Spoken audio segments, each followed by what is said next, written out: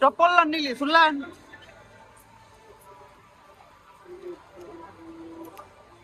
কা ফেরবা খতম করো এই একটা এই দুলি দে যাও নি দোকান চালু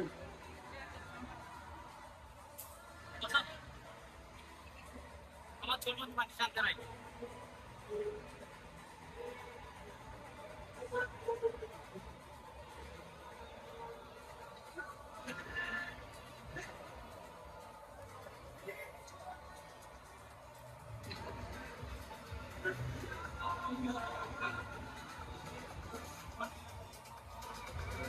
इधर देखो